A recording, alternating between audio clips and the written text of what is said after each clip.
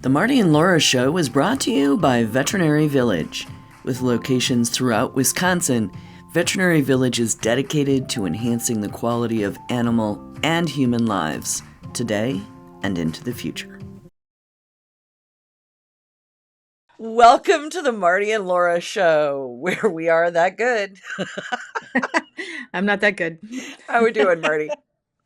Oh, it's been It, a weekend. it's been a weekend. You know, this is what happens when you are a person who's still a practicing veterinarian and trying to help people talk about what to do with their dogs and how to be safe doing it. So that's our topic today. Right, because we see so many problems, so many problems. So yeah, let's talk Yeah, about let's talk having a about good it. time, but and not be all doomy gloomy like you can't go have fun with your dog because all these things could happen. But these are Right. some precautions to take so that you are safe with your dog. I love that. And there's some really fun things to do with your dog. Everybody knows hiking, biking, blah, blah, blah. But there's some So I have a fun. question before we start. I have a Yes. question because Okay. this was bothering me yesterday. What does Okay. hiking really mean? What does Because back hiking really mean? when I was a kid, hiking meant like you put on a pair of mountain boots and you went up the mountain, like you did rough terrain stuff. Right. And Right. now I kind of get the feeling like hiking really means you walked on the bike path with, 40 other people all around you, and That's a bikes and volksmarch. That's a volksmarch. See, okay, well, there's I think hiking I to think a lot of me still means. So when I was a little kid, all right, y'all, here's your moment, your Auntie Laura's moment. When I was a oh little dear. kid, I grew up on a property in Southern Oregon that backed up to an entire mountain of BLM land, Bureau of Land Mhm. Management, for those who are unfamiliar. And I would take my little pony and my little dog and my little knapsack with a or actually more likely venison jerky that my mom made, an apple from our orchard, and a monster cookie that my mom had made, for those of you who remember monster cookies. Yes. And I would go up the hill with my pony and my puppy and explore the wilderness of the BLM land behind my house. That's what I think of when I say hiking. Me So too. Yeah, I me too. I listeners, mean, tell us if you think of a different thing when you go hiking. yeah, because when I was a kid, we'd go to Colorado. We lived in Right, Omaha, so there wasn't a lot of hiking in Omaha because right, it's flat. right, So we'd go to Colorado every year to the Estes Park to the Y Camp, right, and we would go right. hiking up in the mountains. And so to me, that's hiking. But I kind of get the impression that for a lot of people, hiking is a little bit downgraded from that. Like it's more like Well, a stroll on a yeah, bike path. And stroll. and if that's your hike, I'm Great, not being critical. That's cool, great. but call it what it is, The call it a stroll stroll. on a bike path. Yeah, and not a we're going, really truly hiking like where you better take some water and Yeah, provisions and maybe a yeah, compass so that you can yeah, find your way back. yeah. I was that lucky kid that learned wilderness survival from my dad, like early on. And there was Mhm. always, anyway, so that's completely Yeah, off topic to fun things to do with your well, dogs. it is. But But it does. I exploring the mean, wilderness with your dog is a thing if you have a wilderness to explore. If your wilderness it is totally is. Manhattan, it's a different wilderness that you're exploring, and that's cool. Yeah. It is cool. And it's still important and it's still a great thing to do with your dog. And so in no way am I trying to be judgmental. I'm just trying to understand what different terms mean to different people because it's not they don't all mean the They same don't thing. So it does, that is a thing about communication. And segue, wow, this is good. Communication with your dog is a whole nother mm, topic of conversation. mm, And mm. so your dog communicates with you and you communicate with your dog. So when you're doing fun stuff and your dog says to you, "Hey, my feet hurt," you need to be able to hear that. So, what's some ideas about how your dog's going to tell you its feet hurt or it's too Oh, hot? A really yeah. important thing. Let's talk about that. Yeah, and that's a great question because I actually had this question yesterday for a dog that had 3 of her 4 feet had sores on the bottoms on the foot pads from doing too much hiking. Mm, So, it's pretty easy for dogs that are accustomed to being inside in the winter and maybe not out a lot on some harder surfaces to have kind of gotten tender-footed during the winter. So this is a good time of year to think about what do you need to do. And they do make some pretty great boots for dogs. They mhm. make Cordura, they make leather. There's all kinds of different ones that you can get. Now, it takes a little practice to get the dog used to it because when they first put it on, they do this thing, like they can't walk. They're all over the place. But if you adequately distract them with something fun like peanut butter on the Right, end of a long-handled spoon so that they're very quickly starting to walk forward, then they right. can figure out, I can walk. I'm not paralyzed by these boots. I'm definitely Um, paralyzed by the boots. Oh yeah. Yeah, because it's a weird feeling. I see dogs paralyzed by jackets. They put on a sweater and they can't move. And I've actually had one client come in on emergency with that as the diagnosis. So it truly happens that dogs don't adjust well to those kinds of Right. changes. So you want to plan that the first time you take the dog out on the hike with the boots on, that you spend a couple of trips up and down the driveway Right. just practicing putting on the boots and getting walking quickly enough that you can keep them distracted by the peanut butter on the spoon. So that's a good place to begin, is get them used to boots if you think you're going to need it. If it's going to be a sandy surface, a hot surface, a long walk on some rough terrain, then Mhm. your dog should have foot protection. If it's a shorter walk or the dog is adjusted to that, then you probably don't need boots. Most dogs don't need boots, but some will. And back to that whole, our dogs communicate with us, and sometimes communication Mm, doesn't actually, translate, right? mm, mm. If your dog is a dog that is happy go lucky and young and wants to go and do stuff, and it starts to slow down and sit in the shade, it's communicating with you that you need to stop your forced volksmarch and let it Yes. rest. Yes. Rest, turn around and go back, Yeah, call somebody to come and pick you up, right. put him in the stroller, the buggy, the wagon, the backpack, whatever it happens to be. Definitely Which want is to be paying harder if your attention. dog is 80 pounds, just FYI. It is. That's when a wagon can be very useful. Those nice folding wagons that you can get at Mhm. Costco or Walmart or whatever for All like your 60 kids or 80 around bucks. in. Yeah. Yeah, exactly. They're wonderful. They can even have a little shade on them. So there's some really fun things that you can do. And if you have an older dog, a pet that's a little bit older Mhm. or maybe not in great physical condition, those are good things to take with you so that you don't have to tie him to a tree and walk back home to get the car, or hope your cell phone has a charge on it and that somebody will hear you when you call them to say, please come and get us because we're Or stranded. coverage. Yeah, exactly. So there's a couple things about doing fun stuff with your dogs, listening to what they tell you, and the soon to be onset of summer. So we're kind of blending all of this together. Hmm. Um, Remind us of temperatures of surfaces. So if it's Hmm. 70 degrees outside and you're walking on asphalt, bark, sand, grass, there's different temperatures that your Oh dog's yeah. feet feel. So let's talk Oh about yeah. that for a minute. Yeah, especially if it's in the sun. Mhm. Asphalt in the sun gets hot really fast, and if it's been recently repaired and it has that sticky, Yeah. tacky tar stuff, that can really cause damage if the dog steps on that by mistake. Mhm. Sometimes they put that stuff that looks like toilet paper on it. I don't know what that's actually called. I've never done road work, so I don't know. But when you drive down the road and you see Right. the toilet Right. paper flapping Right. around because Right. they just put the tar down. So watch out for those kinds of things. If you see that in the future of where you're walking, then try to avoid that. And basically, what I recommend people do is that if you're not sure about the surface, that you take the back of your hand, lay it on the surface where the dog's going to be walking, and leave it there for a few seconds and Mhm. see if it feels too warm, too hot, too cold, whatever it happens to be. So check for thermal extremes with the back of your hand. The palm of your hand isn't quite as sensitive as the back of your hand. And then do pay attention, because different surfaces, you may be walking on grass and then there's a place that you have to walk on asphalt for a while, or you decide that you're going to walk the asphalt track at the high school or the tennis court or whatever. And those are all wonderful surfaces, Mhm. but they can be pretty hot. So be aware. Bark has some risks associated with it, if driving bits of things up into the dog's feet. Grass, frankly, can as well, if there's certain types of grass that have sharp things in them, especially in certain parts of the world, parts of the states, there can be really sharp things, and then we can see draining lesions between the dog's toes. I used to go to dog days of Wisconsin summer camp for dogs. I went there a few years, and we would have dogs every year that would end up with all their foot pads abraded off the bottom because it was a sand beach, and the Mm. dogs would run in and out and in and out and have a wonderful time in the water, but they didn't really have an ability to know what their limits were. And Right. so we have to be the human, the mom, the dad, the grown up that actually says, okay, that's too much. You need to stop because you're going to hurt yourself, or you've already hurt yourself, and it's important that you don't hurt yourself further. Because those foot pads are very tender when they lose that whole surface off of the bottom. So we have a trick for that. You have a trick for that. Okay, number one, the takeaway is we're the grown-ups in the room, not the dog. So that's the thing. Dogs So, aren't very smart about stopping and knowing well, their limits. no, they're having too much fun. They're like Yeah, 2-year-olds that, yeah, right. they don't have they don't know when it's too much. So what's our trick for, we went to the beach, we had a blast, we chased seagulls, and our dog's feet are now just trashed.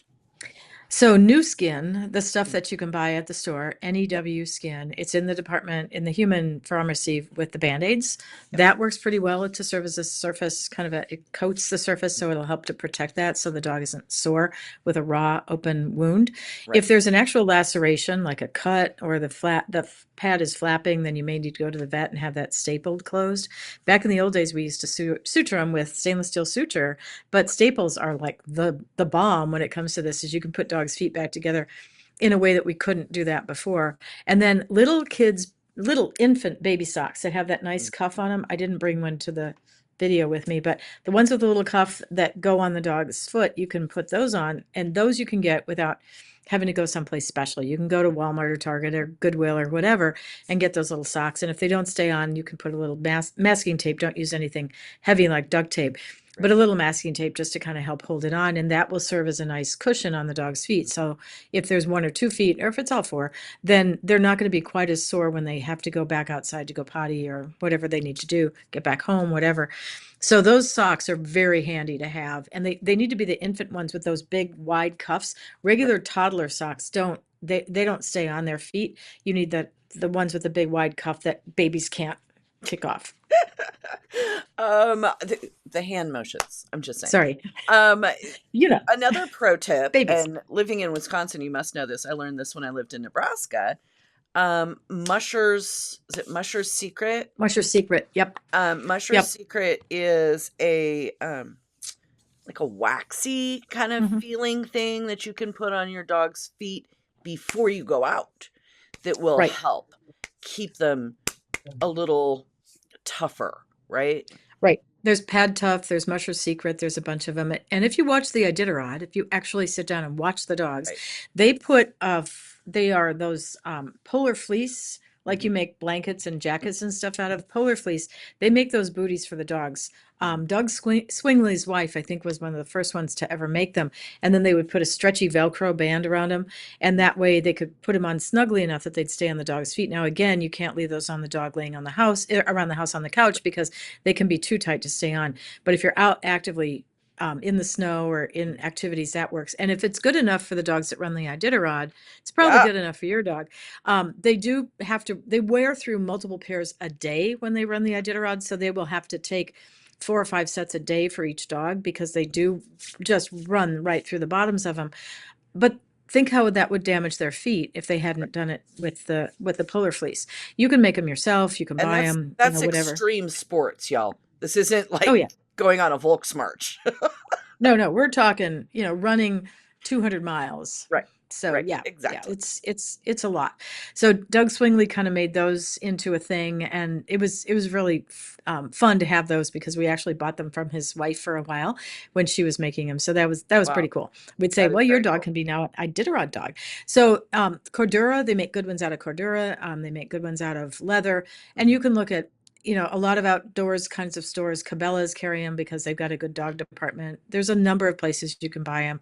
So there's a lot of good ones out there. You just have to figure out which one fits your dog and which one stays on the best. And then if they do have an injury to their pad, there's a little booty that you can make that looks like that looks like a balloon that Uh, kind of stretches and comes over the foot to hold bandages on. So if your dog ends up needing a bandage on a foot, be aware that there's a lot of good products on the market, but be super careful that if you bandage your dog's foot, that you don't bandage it too tightly, because you can actually cut the blood flow off and cause damage. Or that if you do have to bandage something on their leg above their foot, that you bandage all the way down to include the foot. Because if you just bandage here, for instance, around what would be the dog's wrist, the foot is going to swell below the bandage. So bandage all the way down to the toes. So there's some tricks to that. But be super careful with bandaging, because you can cause more harm with a bandage than you have accomplished good. So be very, very, very cautious with bandaging. Yeah. Doggett simplifies the puppy buying journey by connecting families with the perfect breed and responsible, health verified breeders. They are the only breeder marketplace that verifies health clearances and responsible breeding practices.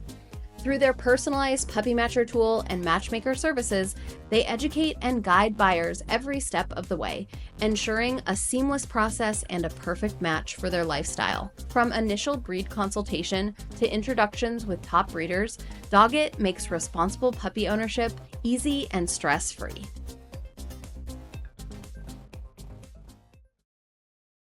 Okay, so volksmarching / hiking, foot pads, booties. Another fun thing to do is playing with our dog in the water. Mhm. And everybody loves to go swimming. If you are someone that's really into it, there's an actual sport, if you have a purebred dog, that can compete, called dock diving, which is a lot of fun. But I think an important thing to talk about with water sports as we come into the summer months is both water intoxication and um, overgrowth of Blue-green algae. bacteria, blue-green Yeah, algae. blue-green algae. Mhm. Yeah, and duck poop and goose poop and all the other poops that go with it. Avian bird So flu. I mean, here we are. yeah, so can ILP dogs do dock diving? I think they I might think be able so. to. Yeah, So if you don't have a purebred dog and you can get an ILP number, you can probably also compete in those. And even if you're not competitive, even if you're not in an fun. actual competition, it's still a lot of fun. And there's a lot of places that have dock diving pools and dog swimming pools and all kinds of things that your dog can learn to swim. I have a little corgi that I bred, and she's got some orthopedic challenges, and they've been taking her swimming once a week. And it has done marvelous things for her muscle tone and her stability of her joints. And she's way more comfortable because she swims once a week. And you can buy nice little life jackets for the dogs that have a handle on them. They're bright orange, they're bright yellow. So if you have a dog that may not have the skills to swim, you can put them in one of those, and you can, or say you go canoeing or Right, kayaking with the dog, and right, the dog falls out of the kayak or canoe. It's got a little hook on the back, so you can use the oar and like swoop them back in, so that they're supported until you can get over to them and right, snatch them with an right, oar and get them back into the canoe or the boat or the fishing boat or but right, water ski boat, whatever right. activity you're doing. So dogs really love some of the water. Not all dogs love water though. Some dogs like it if they can walk in slowly and then learn to swim. Some dogs are just, they're born with gills and they just know that they should have been, born as a fish and not as a canine. And again, I used to have a dog that we had to put the brakes on at the end of Mm. a play session because she had this floating red rubber ring, and she'd throw it in the air and she'd throw it into the pond and she'd swim out and get it. But she was horribly dysplastic. And I knew that if we weren't careful with her, that she would swim so long and so Yeah, far that I would have to go in and get her. And I wasn't really inclined to want to have to do that. So again, use some judgment, because she would have just simply right. overdone it with her orthopedic issues. And her she was a yellow lab. She was very blonde, had no judgment. Super great dog, like the best dog in the world, Right. from a personality perspective, but didn't have the breaks. We had field trial labs when I was a kid, and we mostly had black dogs, but occasionally we'd have yellow ones, and that is such an apt description. They're not the same. Mm, mm-mm. They're wonderful dogs. We Yes, we they are. really loved. We've Yes, had two they are. chocolates. We've had a yellow, But they're and we've not the had same as black no, labs. They're no, just not. and we've raised 7 canine companion Right. for independence dogs, CCI dogs. Our first was a golden retriever, but the other 6 were lab golden crosses. And the Mm, lab golden cross is always first generation short coated, but they can be black, they can be yellow. right. And the blonde ones are definitely different, but tricolored corgis are different than red and white corgis. I Yeah. mean, people don't Huge believe that, but differences. Fawn there's a pugs difference. versus black pugs, a Oh yeah, world of difference. yeah, Fawn pugs are snuggly and smushy and black pugs are like totally. Yeah, the tricolored oh corgis are bossy. Oh my gosh, yeah, the red ones are yeah, easy to live with. The tris yeah, especially the females.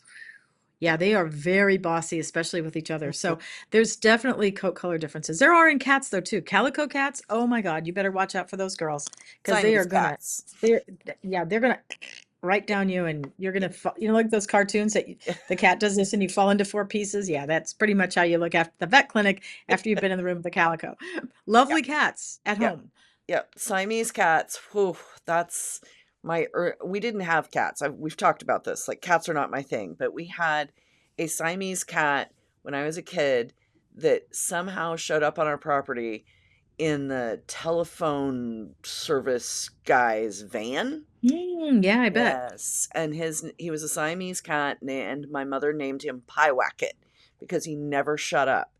And he and the short-haired pointer we had just a constant ongoing battle, to the point that the short hair would jump on the toolbox, jump on the roof of the shed, get up on the roof of the house, and try to get the cat out of a tree. Yeah, that must That's have all I'm been saying. fun. Yeah, Yeah, good for times. sure. Back to water. So, so it's important to be Squirrels. careful. We can have problems, especially in certain times of the year, like Yep, August. Blue-green algae becomes a yep. big issue, and that can be toxic. If your dog gets out there, then bathe them before you take them home. Stop at the dog wash at the car wash and get them bathed, or hose them off before you take them in the house. Water intoxication is a thing if they gulp down too much water. Mhm. So yeah, just be thoughtful, be careful. Be careful on frozen water, what you think is frozen water, because sometimes frozen water isn't as frozen as you Time of think. year. Yeah. Yeah, there can be, places in the water that the stream comes into the Mhm. pond, and that can be softer ice or no ice, and the dog can fall through. And again, you don't want to go in after the dog because that can be life-threatening to you and the dog. So be sensible about some of those things. Just be logical and realize that some dogs can't swim. Case hounds, beautiful dogs, lovely coats, they sink like a rock. So Yep. not every dog is meant to swim. I've had two of my farm dog puppies out of different litters fall into my pool. Turns out 4-week-old puppies can swim, but it's not recommended. Not And they do bounce right up like a cork. Like they fall in and I'm like, oh no, you're in the deep end, and they pop right up like a cork. So you can get them back out. But if you have a pool with a cover on it and the dog gets out and Yes. gets under the cover, I Very know bad. dogs can drown Yep. because of those things. Yep. So think about what you have in your environment, because if your dog becomes really fond of the water, they may think that they can go swimming when it's not safe. Right. So, use your grown-up sensibilities and keep your dog safe. And then I think we need to talk about tracking collars for dogs. Oh, that is such a great idea. Super good conversation on our volksmarch, hiking, etc. Right, because sometimes you go where the dog has to be on leash, and so it's pretty safe for the dog to stay with you. But you might find a beach or a park or a forest or something that the dog is allowed to be off leash. So first, make sure it's safe before you unleash them. And secondly, because there's a lot of things that can go wrong, dog parks, whatever. Secondly, put on some kind of a tracking collar. Now they make very nice tracking collars for dogs that are meant to be on dogs. They're great. They're wonderful. They do a great job. I'm not talking about electronic collars that you zap the dog. I'm just talking about the Right. ones that allow you to GPS GPS tracking. find them. Hmm. Right. But if you don't have one of those and you're deciding that, it's Sunday afternoon and you're going to go on a hike and you don't have the preparation for it, if you have a tile tracker or an Apple ID, Hmm. Apple tag, AirTag, you AirTag. can put those on the dog's collar. They do make holders for the dogs. Now, Apple does not endorse the use of these products. So I'm going to be very clear. Apple does not endorse this, but I know that it works pretty well. I have had a couple dogs take off that have not been under my care. They've been with the care of people I've sold them to. And the dog will take off. And with the AirTag, you can track them right Yep. down to inches of where they are. So if they're buried under a bush because they're terrified, you can get to them even if they don't respond by coming to their name being called or whatever. So you can find them even if they're hidden. So do use those kinds of devices. They make covers for them. I thought one day my dog swallowed her AirTag, so I made her vomit. Turned out it wasn't, that she hadn't swallowed it. But that's one of the reasons Apple doesn't want you to use it. And I Right. understand they are not developed for that purpose, but there are tracking collars that are, and they're Yes. very effective. They're great. They are literally GPS, and you can use them in the boonies where there's not Yep. good signals. Yep. And it's pretty great. So Yep. if you're going to Tracking do, collars. Yep. Tracking collars are super important. Um, I'm going to go back to the blue-green algae for half a second. Still yes, water is where you're going to find blue-green algae. So yes, if in question, go to running water. If the water is moving, it will not have blue-green algae. mhm, yep, Um, but blue-green algae, dogs die from it every year. Um, mhm. so that's I just wanted to follow up on that one. Hot dogs. What about hot dogs? Oh, God. Overheating? Yes. Not the Not kind you're hot supposed dogs to like we eat. ate a hot dog at the ballpark, Marty. Come on, man. Oh, okay. Because we went to a hockey game last night and the hot dogs were Okay. good. No. Um, Hot yes, overheating dogs. dogs. So Overheating dogs. I'm We've, just going to put in a shameless plug here, and that's that Laura and I did a 5 or 6 episode, yes. 6 episode series on first aid. And Yes. it went through the ultimate first aid kit for the first one, and we went through emergencies that you should take care of at home, emergencies you should not take care of at home. One Yep. was reproductive emergencies. But the first aid kit on bandaging and having a kit and all those things, I'm going to shamelessly plug that you should take And a we look will at have a those and link to those. prep. They were Yeah. amazing. Yeah, prep. Have a backpack Yep. or a duffel bag or something with all your supplies in it so that you have the ability to bandage, the ability to know what your dog's temperature is because you have a thermometer and Vaseline in your backpack. A normal dog's body temperature should be 101 to 102 and a half. Once they get up to 105 and higher, they are in trouble. So have a thermometer if you're going to be someplace that you're concerned that it might be hot. Take the dog's temperature rectally, please. They do not hold it under their tongue.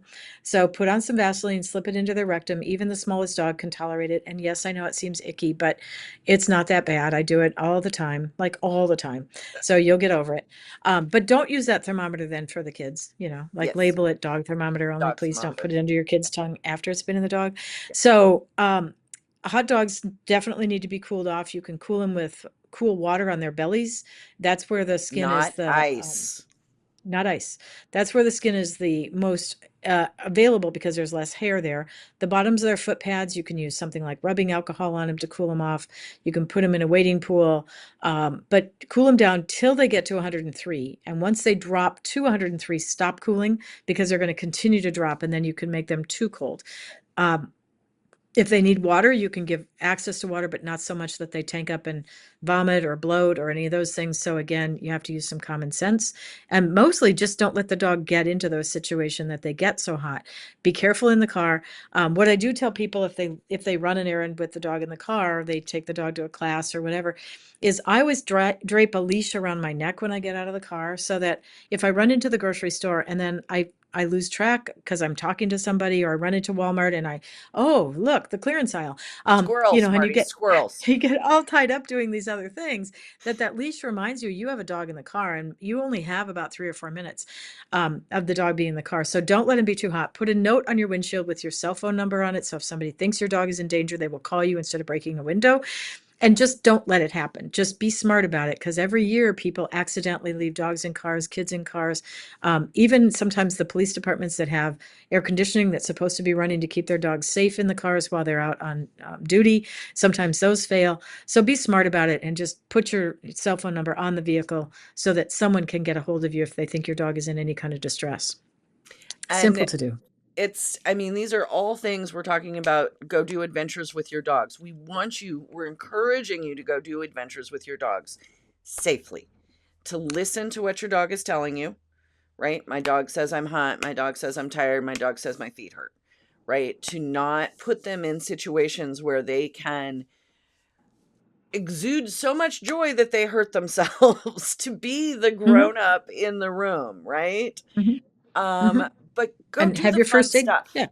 Have your Go do first the aid fun kit stuff. around. Yeah, just get ready for it. Be prepared. Have their meds. Have the stuff you need, and have a great time.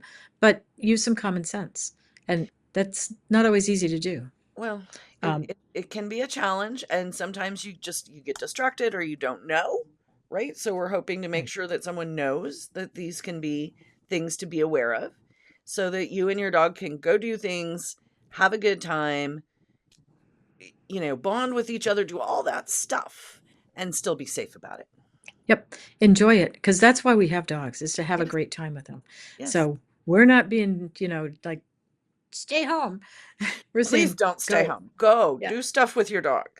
Just go do it Sure. safely. For sure. Excellent. Cool. All right. Well, Marty, I know you've got a hard out here. Go back to being I a do. practicing veterinarian. We appreciate you every single time you're available to us. And y'all go have a Thanks. good time with your dog today. Yep. Bye-bye. All right. Bye-bye. Thank you for joining us on the Marty and Laura Show.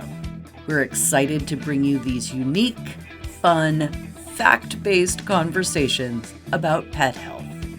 We hope you'll join us on social stop by the website to sign up for an extra tip of the week for your pet. While you're at it, do us a favor, please, and leave a review wherever you find your podcasts. The Marty and Laura Show is produced by Pure Dog Talk, Inc., sound design and editing by Premium Audio Services.